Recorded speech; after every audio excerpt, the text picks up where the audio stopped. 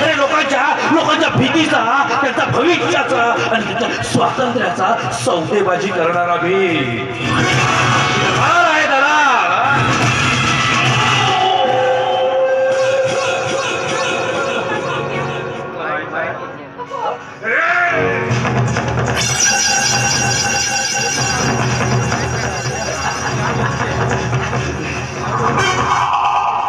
पडून जाण्याचा जरी प्रयत्न केला तू जाऊ शकणार नाही आहे. कारण हे नागनाथची कोठी आहे आणि या कोठीमध्ये येण्या जाण्यासाठी माझी परवानगी घ्यावी लागते. त्या वाऱ्यालाही सुद्धा इथं येण्यासाठी माझी परवानगी घ्यावी लागते. चंद्र ताऱ्यांचा प्रकाश येत नाही, इथं फक्त प्रकाश येते त्या जडत्या सवारीचा. इथं फक्त मृदुंग आणि घुंगरांचा नाद ऐकू येतो. येणारा प्रत्येक पुरुष यौवनाच्या डोहामध्ये बुडून मोक्ष प्राप्त करतोय आणि हे सर्व मी तयार केले आहे.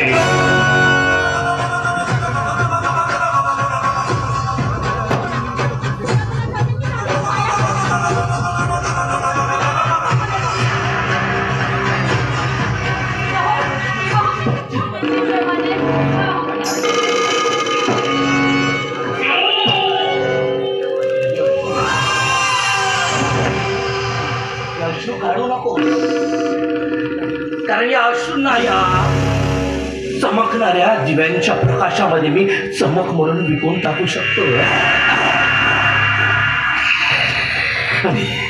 आणि या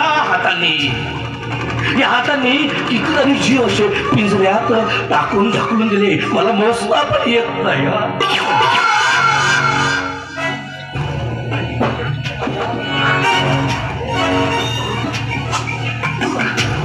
सत्ता आणि पैशासाठी नागनाथ कुणालाही निलाम करू शकतोय. आणि तुझ्यासारख्या कितीतरी कडी आणि अशा चबूल बनवून सोडून दिले आहेत प्रणयाच्या शैलीवरती.